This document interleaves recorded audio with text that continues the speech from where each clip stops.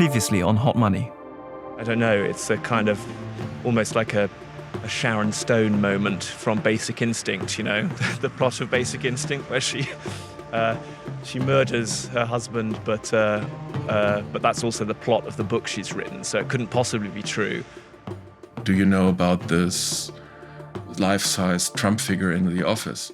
And his in Marsalek's office, and his altar of Russian officers' caps. Like Ushanka, kind of. Yeah, all those heads, yeah. I think the biggest tragedy of Jan Marsalek is he probably could have earned millions, gazillions with his charm and his wit and his business acumen and his skills, that he didn't need to be what he turned out to be.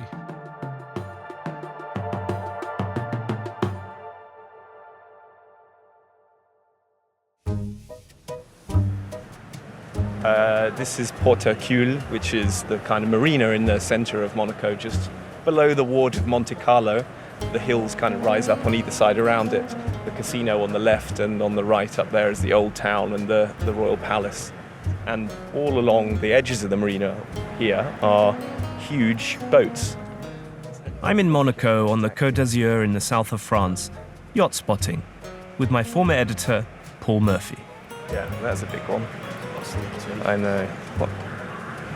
It's big, some of these. Yeah, that one's what really is that? big. That must be 60 metres or something? Yeah, well then look at this one over there. Okay, yes. This one is a small cruise ship. Paul covered finance in London for years, and he knows this part of the world pretty well. A sunny place for shady people. You know, you come here because this is sort of a nowhere place in a way. You know, it's a fantasy world, a playground. Well, there are specific reasons people do come here, aren't there? You know, there's tax. Right. Because there isn't any income tax. Right. There's security, quite important. Security because they won't be snooped on, or...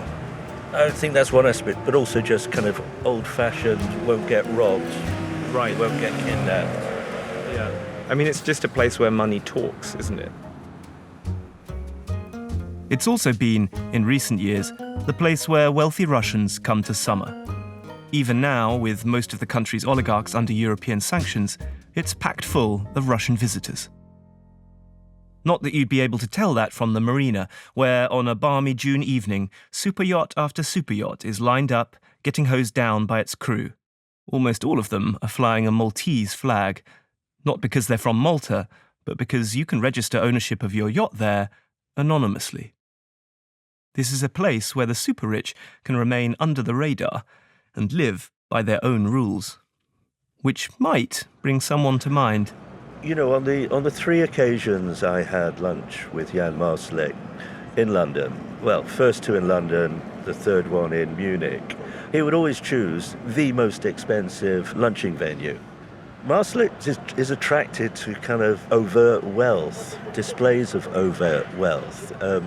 He clearly always liked to rub shoulders with the super rich, and this is a great place to do it, and as such, a natural place for Marsalek to appear. And before the collapse of Wirecard, Jan Marsalek was here on the Côte d'Azur, often, socializing, carousing, and hanging out with lots of Russians. There's one year during this period in his life that seems to have particular relevance. 2014, the year Russia first invaded Ukraine, and the year some say a transformative thing happened to Marsalek down here in the sun, the most significant and secretive thing that can happen in the life of a spy, the moment he may have chosen to really dedicate himself to serving Russia's interests. At the time, most Europeans were growing more afraid, more wary of Russia's intentions, more skeptical of the Kremlin's interest in peace. But Marsalek, a young, talented and successful European businessman, went the other way. I think some people end up spies, traitors, against their better interests. They get tricked into serving someone else's cause. Some spies get seduced into it, and some spies get blackmailed. But some, they do it because they want to, because they believe in something, are loyal to something. And they are the perfect spies. I'm Sam Jones, and from the Financial Times and Pushkin Industries, this is Hot Money, Agent of Chaos. Episode 5, A Different Set of Rules.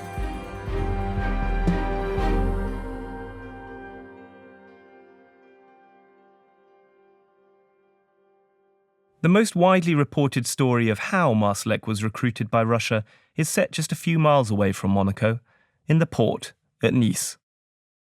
It's a moment that could reveal some clues as to why he chose his path. So I went to see the spot. I mean, we're standing just like meters from the stern of one of these yachts, and it could have just been one like this, where they would have just been sat there, around a table having drinks or whatever, talking for Natalia's 30th birthday.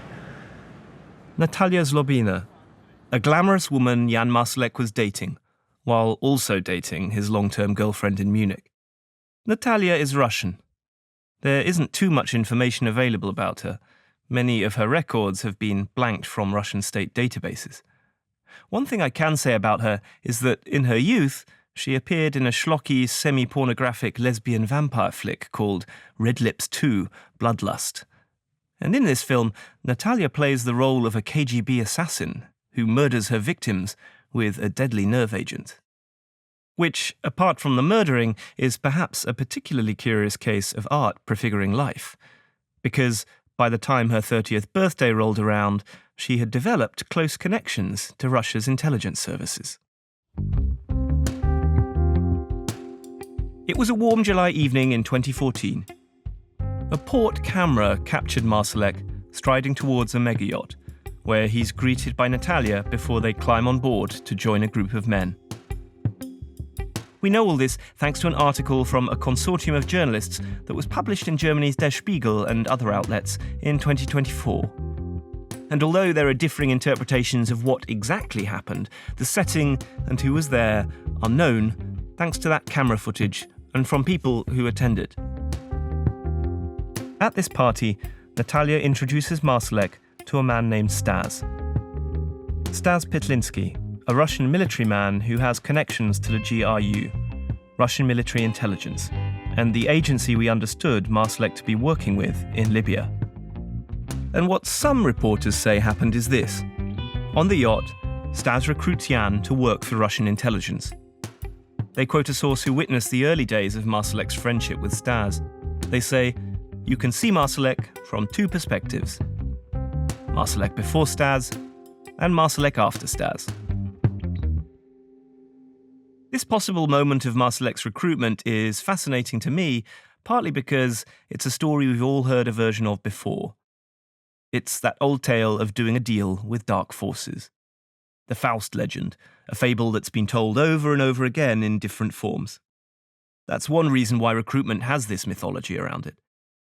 But actually, it's a little unhelpful to consider it as just a handshake with the devil, because recruitment almost never happens in a single moment. It's a process. I needed to speak to someone who could tell me more about how that works, and understand the significance of this moment in Nice. Because we know already that Marsalek did say yes. What we still don't know is why. Hi, Boris. Hi, hello, Sam. This is Boris Wolodarsky. Today, he's a historian specializing in Cold War spying and a filmmaker. Everything went well with the filming? Absolutely. We're finishing, but still working hard day and night. He's 70 and has a mildly exaggerated Anglophile pose to his dress, bow ties and waistcoats and umbrellas and so on. Boris's film is a semi-dramatized documentary. It's called Spy Capital 2, and it's all about Jan Marsalek. So, like me, Boris has been spending a lot of time trying to get into Marsalek's head. But I'm not actually interested in speaking to Boris just because of this film. I'm interested because Boris is himself a former Russian intelligence officer.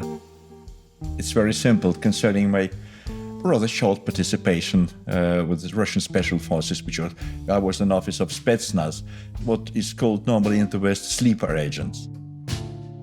So, if anyone is going to be able to credibly interpret Marsalek's recruitment, perhaps it's Boris.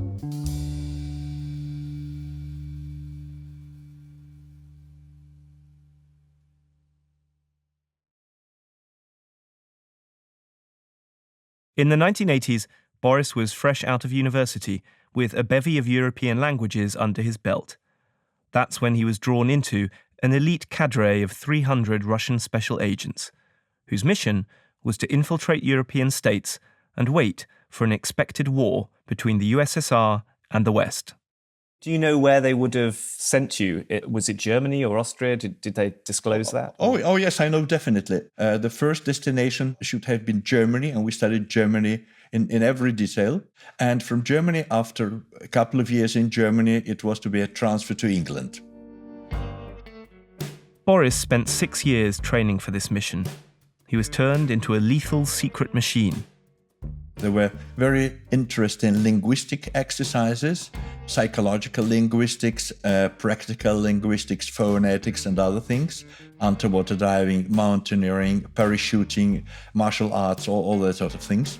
We were to handle all sorts of handguns, submachine guns, pistols, all that sort of things. That was interesting. This is a bit of a funny question, but did you believe in what you were being trained to do? What was your sense of loyalty like? Was it to Russia? Did you believe in the purpose of what was going on? It was much less a kind of ideology or propaganda, but more of fun and interest in what you were going through and how you were trained. Boris didn't recruit new agents, but he did know a lot about how the GRU worked. So I asked Boris, how would the GRU go about recruiting someone like Jan Marsalek?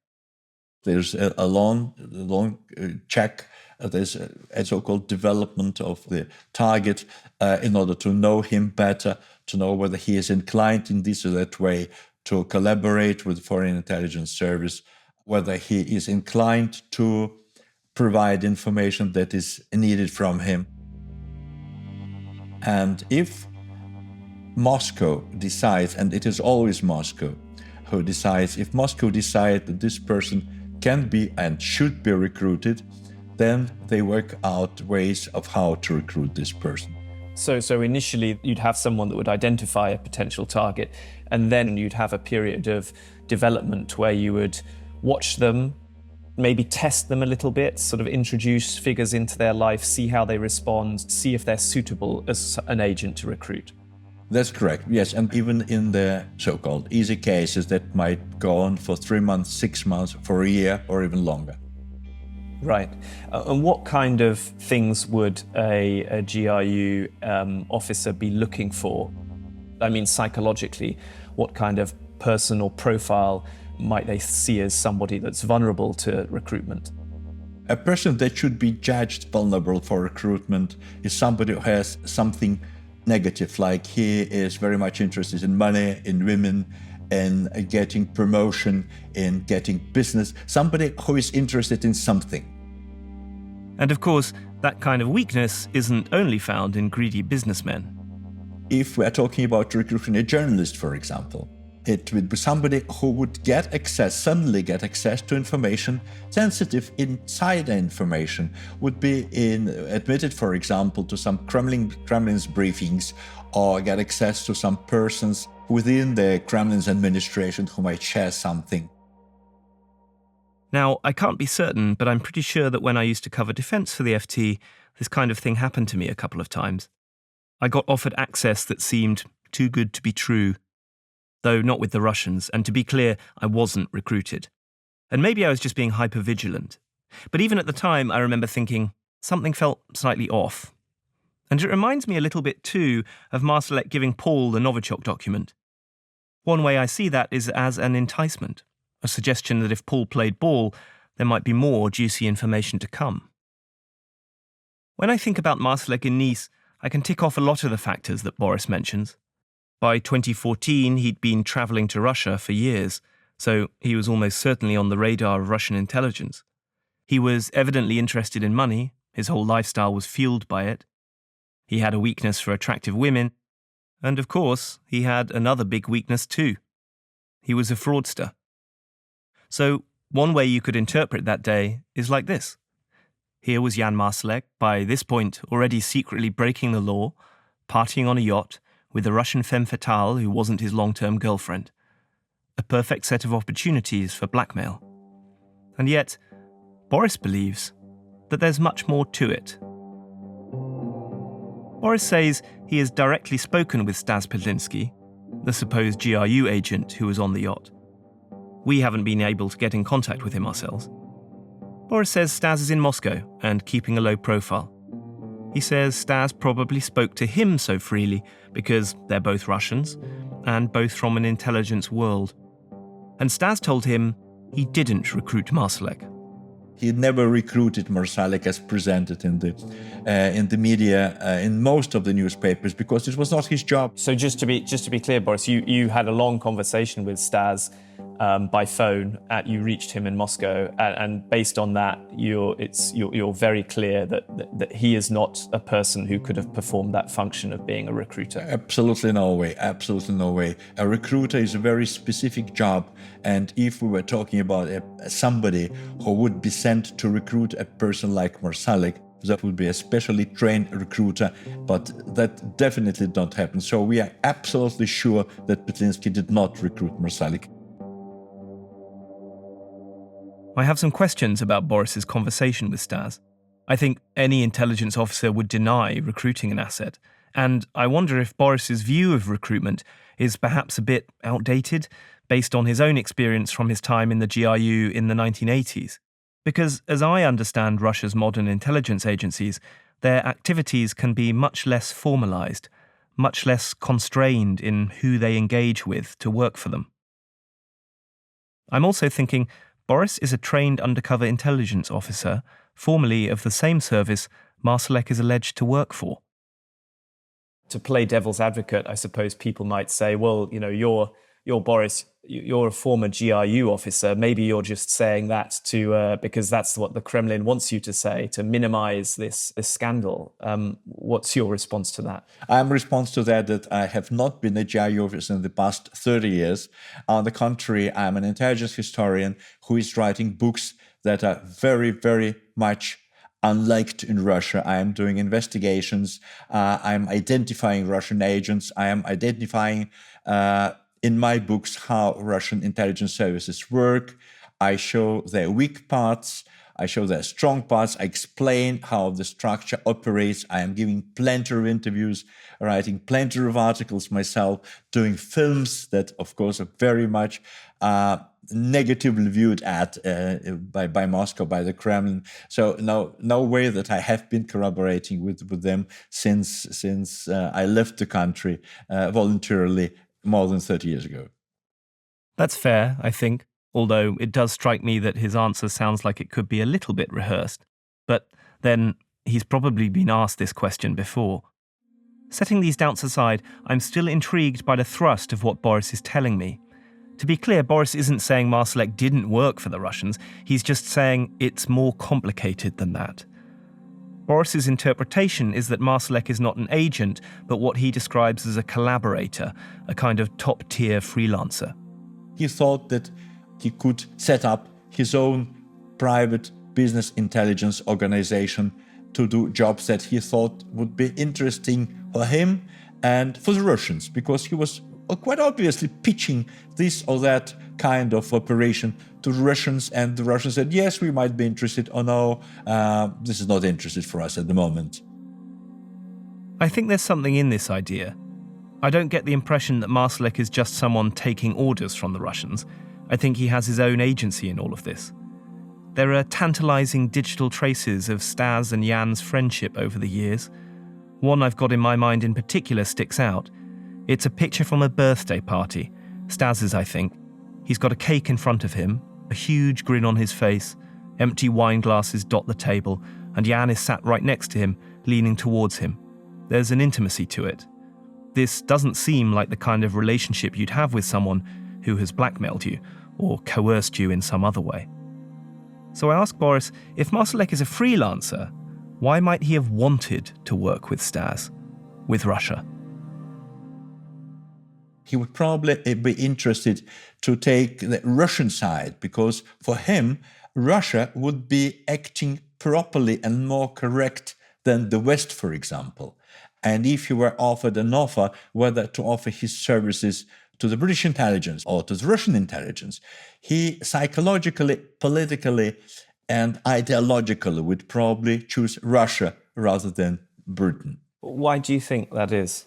He was a truly free man in Russia, or at least that's what he thought he was, or he is in Russia while he was there. It's not freedom as we understand it. They're thinking that living in Moscow specifically, not in Russia, in Moscow, they live in an absolutely free society. They do what they want. It's a sort of freedom of privilege. It's a freedom to break a few rules and not be put in jail, that kind of thing. Absolutely correct. Absolutely correct. And specifically, when you collaborate with intelligence services, you understand that you belong to the elite of the society. You can do what you want and nobody can do anything against you. Mulling over what Boris has said, the ZIL lanes in Moscow come to mind. They're segregated lanes in Moscow's big arterial roads, reserved for the use of the nomenklatura, the most important people in the ruling administration. They're a symbol of what being in the intelligence and government elite in Russia means, a different set of rules. Russia is still a kind of feudal society where power doesn't flow evenly. It coalesces around people, not institutions or laws. And I think that's the point to grasp. Marsalek had always operated by different rules, his own, where he could. Rules that don't constrain his image of self, his freedom and ambition. All of this reminds me of what I heard from Marsalek's old classmates in Klosterneuburg. Sat in school in the library, in front of that computer whenever he could be there, excusing himself from lessons others had to sit through, maybe because he was already more capable.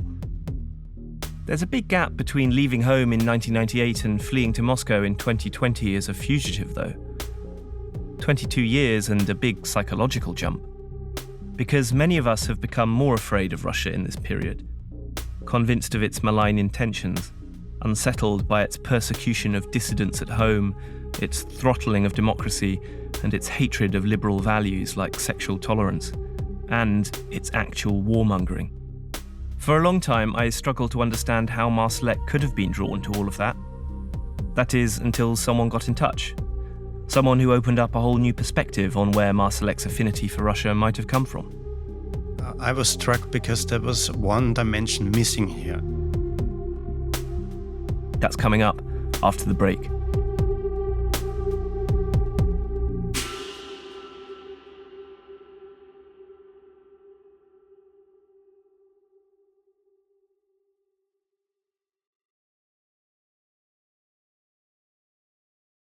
After the FT first outed Marsalek as a Russian asset, I got an interesting email from an Austrian historian, Thomas Riegler.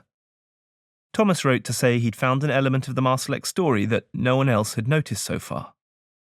Everybody was reporting, okay, Jan Marsalek is so fond of James Bond. Jan Marsalek likes military stuff and everything, and he really enjoys being an operative in this secret struggle.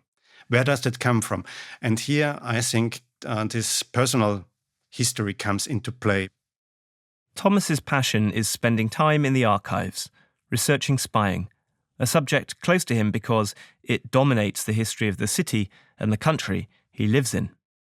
There was always this topic of Vienna being a spy capital, but nobody actually could say what that meant. Yeah. And so my research was always to get to the bottom of this. Why is actually Vienna being referred to as a spy capital? In Austria, spying is basically legal, as long as you're not doing it against the Austrian state itself. Since its independence, Austria has considered itself a neutral country. A huge debate still rages about what that actually means, but one thing it's led to is Austria applying an extremely light touch when policing the activities of other powers on its own soil. It's exactly for that reason that there are so many spies in Vienna, because it's the safest city in Europe for them to operate in. And there are a lot, particularly Russian ones. That's also partly because of where it is. Vienna is in the very centre of Europe. Atlantic countries, the core of that idea we call the West, sometimes have a bit of a mental block in grasping this. Austria tends to intuitively get labelled as a kind of mini Germany, but Vienna, the city that invented the croissant, is closer to Ukraine than it is to France. During the Cold War, politically, Austria might have been relegated to the minor league, but under the surface, Vienna actually became a new centre of the great hidden geopolitical games of the time. And for Russia in particular, it was a crucial window into the West. It's kind of a launching pad for operations beyond the Iron Curtain. This is like a logistical hub where you can move people between those blocks. It's the Vienna of Graham Greene's The Third Man, a city of divided loyalties. And this is the world that Jan's grandfather operated into. His grandfather, Hans Marsalek, is a very prominent figure in Austria because he survived a term in the concentration camp at Mauthausen. He was in the resistance against the Nazi regime, and he was kind of the first ones actually who put together a remembrance culture in Austria. In his youth, Hans Marsalek was a communist. That's not exactly unusual. In this era, joining the communists was one of the most effective ways you could stand up to Nazism. After the Second World War ended, he helped to establish the Mauthausen Memorial Museum, and he took on a senior position in the Vienna State Police. He was soon involved with counterintelligence on behalf of the Austrian state. But when Thomas started digging into Jan's grandfather's history in the Austrian state archives, he found something else. I came across a line in a book where the author stated that one of the key subordinates of the first Vienna state police chief was this Hans Marsalek. And then I thought, okay, I might try my luck and get to the archives and ask if there's a dossier on Hans Marsalek. And from my personal experience, I was very low-key in expectations. Yeah? And then when I got the material, to my great surprise, I must say, there was this document laying out the case against Hans Marsalek. Thomas still has the records, and he's brought them out to show me. And it's 1, 2, 3 pages, and is that like a Beilage, an extra? Yeah, it's 5 pages, 3-page letter, and then a sort of a little appendix of detail. This document, it's a declassified political police file from 1956. Basically, laying out the dringende Verdacht, the urgent suspicion that Marsalek has betrayed his duties in the police and to the state of Austria, and has informed or given information to the Russians. It shows that Hans Marsalek was suspected of giving information about 4 people, members of German counterintelligence and a CIA informer, to the Soviets. And those people were subsequently abducted and sent to a gulag. Thomas had found that Hans Marsalek, Jan's grandfather, was under suspicion of being a Russian spy. Jan's grandfather died in 2011, when Jan was 31. Thomas believed that Hans must have loomed large in Jan's life. Of course, this rich personal history this man must have had an influence on Jan Marsalek, especially when it comes to his fascination with the secret world. We can't know, but for me it's a powerful idea that this man, who we can reasonably say was someone of great charisma, a leader and a figurehead, might have exerted some kind of pull on Jan. Jan was, after all, largely alienated from his parents, his father who had left him as a kid and his mother who he was estranged from. I'm only really just digesting all of this when Thomas tells me something else. He also has information about Stas Petlinsky, the Russian associated with the GRU, the guy on the yacht. His own grandfather was a KGB officer stationed in Vienna. We don't have exact proof for that, but it looks like it is the case. Yeah, the grandfather of this Russian operative was stationed in Vienna and that he most likely met with Hans Marsalek and that he cultivated him as a source. Thomas is saying that not only was Jan Marsalek's grandfather Hans likely a Russian spy, but that also Stasi's grandfather was a Soviet intelligence officer based in Vienna too. And Thomas feels that he would have very likely come into contact with Jan's grandfather and may even have recruited him.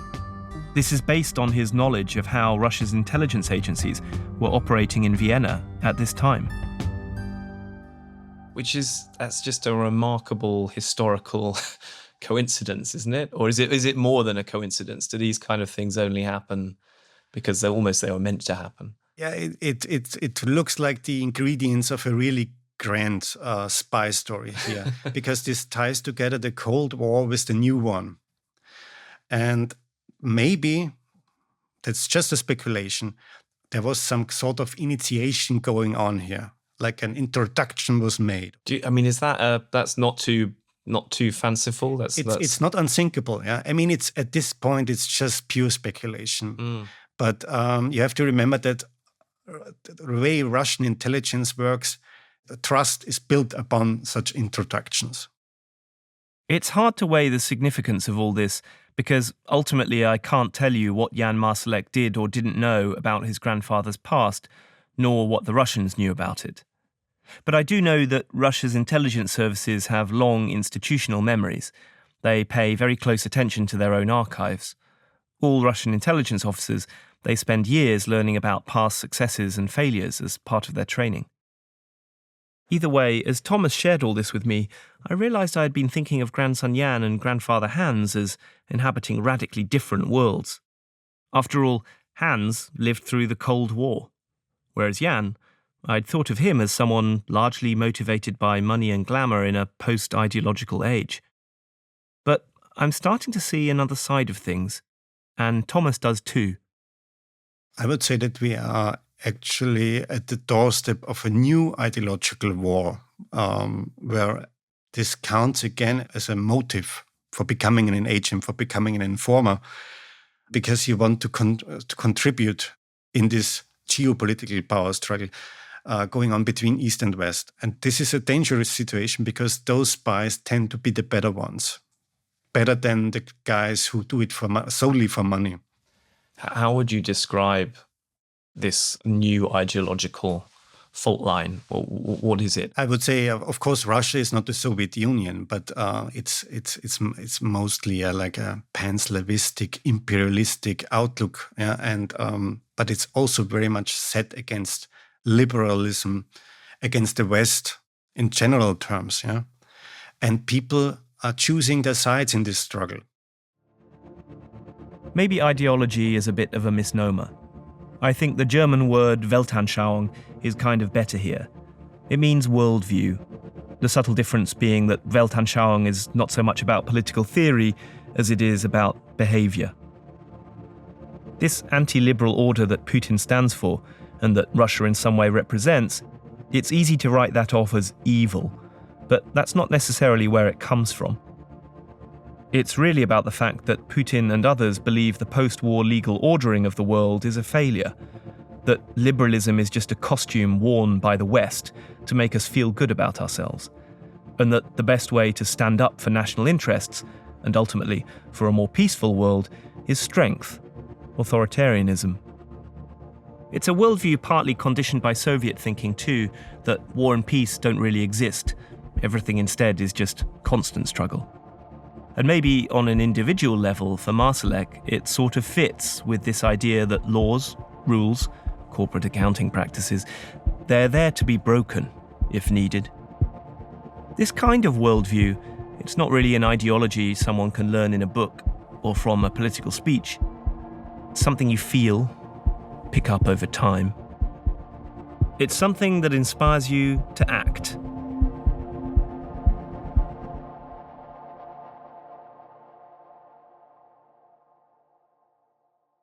Coming up next time on Hot Money. We knew that the information based on the anonymous letters was never enough for the judiciary to take measures. What has changed in the meantime that suddenly that was the case?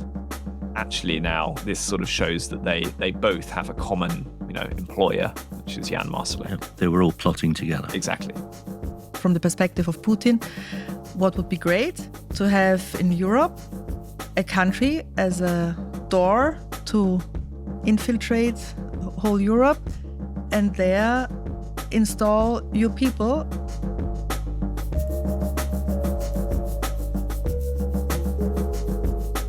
Hot Money is a production of the Financial Times and Pushkin Industries. It was written and reported by me, Sam Jones. The senior producer and co-writer is Peggy Sutton. Our producer is Izzy Carter. Our researcher is Marine Saint. Our show is edited by Karen Shakurji. Fact-checking by Kira Levine. Sound design and mastering by Jake Gorski and Marcelo de Oliveira, with additional sound design by Izzy Carter. Original music from Matthias Bossi and John Evans of Stellwagen Symphonette. Our show art is by Sean Carney. Our executive producers are Cheryl Brumley, Amy Gaines-McQuaid, and Matthew Garahan. Additional editing by Paul Murphy. Special thanks to Rula Khalaf, Dan McCrum, Laura Clark, Alistair Mackey, Manuele Saragosa, Nigel Hansen, Vicky Merrick, Eric Sandler, Morgan Ratner, Jake Flanagan, Jacob Goldstein, Sarah Nix, and Greta Cohn. I'm Sam Jones.